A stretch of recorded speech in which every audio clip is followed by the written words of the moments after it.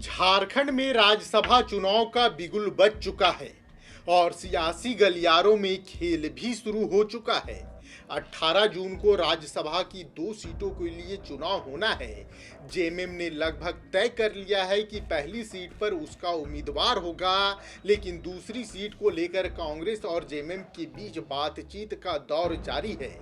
दिल्ली से कांग्रेस के झारखंड प्रभारी के राजू और तेलंगाना के डिप्टी सीएम मल्लू भट्टी विक्रमार्य रांची पहुंचे। सीएम हेमंत सोरेन से मुलाकात हुई। कांग्रेस ने अपनी दावेदारी लिखी, लेकिन मुख्यमंत्री ने 2 से 3 दिनों का समय मांग लिया। अब सवाल यह है कि कांग्रेस को दूसरी सीट मिल जाएगी। कांग्रेस से जुड़े सूत्रों की माने तो संकेत सकारात्मक हैं। कहा जा रहा है कि जेएमएम की तरफ से कांग्रेस को 1 सीट देने पर सहमति बन सकती है, लेकिन इसके साथ एक शर्त भी जुड़ी हुई बताई जा रही है। शर्त है कि उम्मीदवार ऐसा हो जिस पर सीएम हाउस भी भरोसा कर सके, और यहीं से शुरू होता है असली खेल। क्योंकि मुख्यमंत्री से मुलाकात के बाद 2 बड़े दावेदार अचानक खुद को रेस से बाहर बताते नजर आए। पहला नाम है पूर्व सांसद धीरज प्रसाद साहू का और दूसरा नाम है पूर्व प्रदेश अध्यक्ष प्रदीप बलमुचू का। धीरज साहू को लेकर कांग्रेस के अंदर असमंजस की स्थिति बताई जा रही है। कैश कांड के बाद पार्टी का एक वर्ग मानता है कि बीजेपी चुनाव के दौरान फिर से इसे बड़ा मुद्दा बना सकती है। वहीं प्रदीप बलमुचू का मामला अलग है। झारखंड की राजनीति में यह किसी से छिपा नहीं है कि प्रदीप बलमुचू और जेएमएम के रिश्ते कैसे रहे हैं। मीटिंग के बाद उन्होंने ऐसा बयान दिया जिसने चर्चा को और बढ़ा दिया। बलमुचू ने कहा कि अगर उन्हें उम्मीदवार बनाया गया तो क्रॉस वोटिंग कर उन्हें हराया जा सकता है, यानी चुनाव लड़ने से पहले हार का खतरा बता दिया गया। अब सवाल ये है कि आखिर यह संदेश किसके लिए था? क्या कांग्रेस नेतृत्व को यह संकेत प्रदीप बलमुचू की तरफ से दिया गया, या फिर यह बताने की कोशिश थी कि उम्मीदवार वही होना चाहिए जिस पर गठबंधन पूरी तरह से एकजुट हो? राज्यसभा चुनाव से पहले कई तरह के समीकरण सामने आने लगे हैं। देखिए, हमको अगर टिकट मिलेगा ना तो सबसे पहले हरा ही देगा, क्रॉस करा देगा वोट, समझे ना। इसलिए हम इस रेस पे नहीं है, ठीक है। अब आलाकमान जो तय करेगा तय से, देखिए उसका 5 वोट है और राजनीति का 4 वोट है, ठीक है।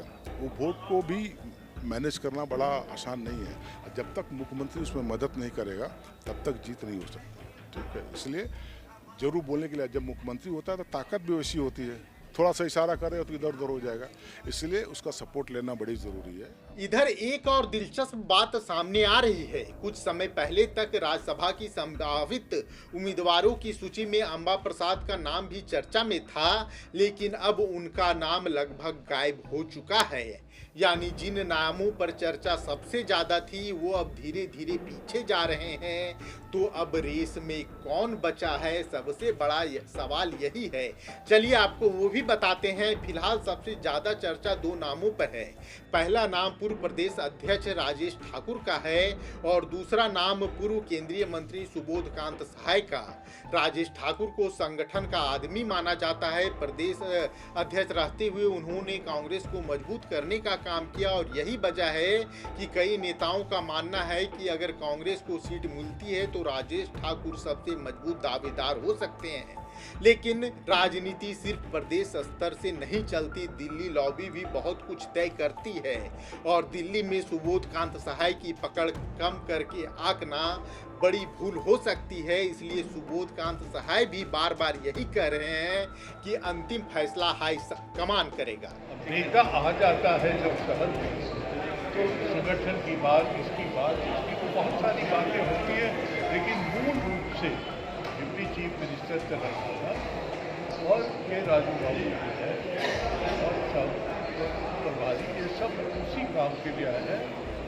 क्योंकि दिल्ली में इन लोगों को कहा गया है एक सीट को सिक्योर करना है, और इसीलिए हेमंत सोरेन गठबंधन के नेता हैं, सदन के नेता हैं, तो उनकी राह से बात करके रणनीति XYZ कोई भी बनेगा, वो तो बात की बात है, लेकिन रणनीति पे बात हो कि इसमें कोई कंफ्यूजन नहीं हो। बहुत तरह की बातें यहाँ बड़े धनवान लोगों की बात झारखंड में सुन रहे हैं कि आ रहा है, जा रहा है, इतना ही। उधर कांग्रेस के अंदर एक और लॉबी सक्रिय है।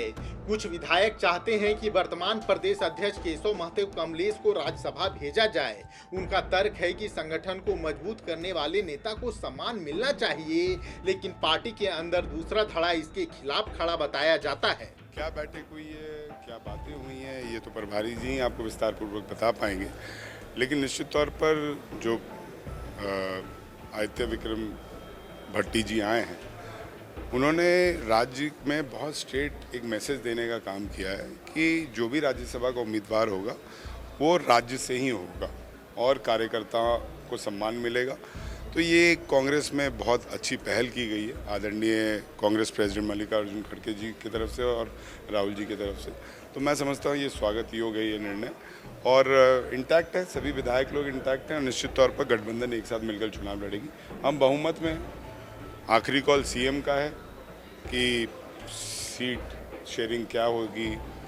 जो भी निर्णय होगा, चाहे वो सीएम का निर्णय हो, चाहे वो सीएम और इंडिया गठबंधन का निर्णय हो, चाहे वो पार्टी का निर्णय हो, मैं समझता हूँ कि एक प्लेटफॉर्म पे आके वो निर्णय लिया जाएगा और उसके लिए सभी विधायक इंटैक्ट होंगे। देखिए, मैं समझता हूँ कि उम्मीदवार हमेशा से राज्यसभा जो सीट रहा है, कांग्रेस का जो कल्चर रहा है, कांग्रेस की जो संस्कृति रही है, वो राज्यसभा सीट कांग्रेस हमेशा कांग्रेस प्रेसिडेंट का निर्णय होता है। और क्योंकि मैं संगठन से आया हूँ और लंबे अनुभव से गुजरा हूँ, तो ये निर्णय मुझे लगता है कि, और मेरा अगर व्यक्तिगत राय माना जाए, तो कांग्रेस प्रेसिडेंट का निर्णय होना चाहिए। जिसको भी कांग्रेस प्रेसिडेंट हमें भेजे नाम देकर वहाँ से, उसे हमें सपोर्ट करना चाहिए। यानी कांग्रेस के भीतर भी एक राय राज्यसभा चुनाव को लेकर नहीं बन पा रही। पूर्व मंत्री बन्ना गुप्ता भी अपनी दावेदारी को लेकर दिल्ली से रांची तक सक्रिय रहे थे। इस बैठक में भी शामिल हुए, लेकिन अब उनके नाम की चर्चा काफी पीछे हो चुकी है और इसलिए बन्ना गुप्ता चले गए। फुकरान अंसारी ने भी दावेदारी पेश की, लेकिन राजनीतिक समीकरण उनके पक्ष में फिट नहीं बैठते नजर आ रहे, क्योंकि बेटा पहले से मंत्री है। पिता को राज्यसभा भेजने के लिए गठबंधन के भीतर सहमति बना पाना आसान काम नहीं होगा और यहीं से फुकरान अंसारी का दावा लगातार कमजोर हो गया।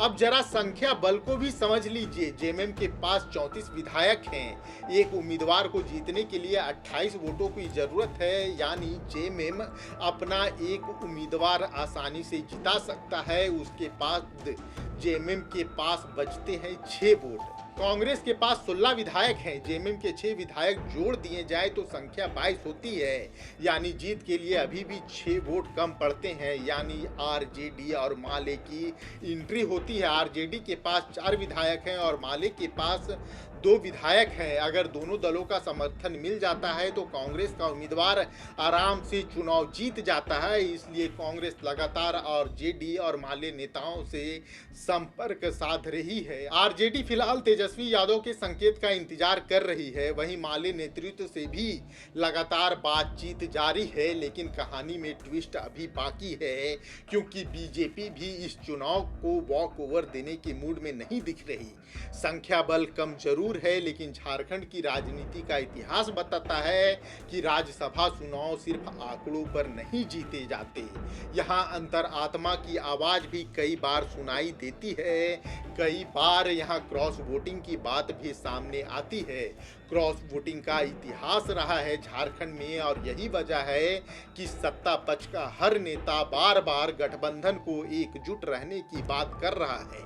अब देखना होगा कि मुख्यमंत्री हेमंत सोरेन अगले 2 दिनों में क्या फैसला लेते हैं।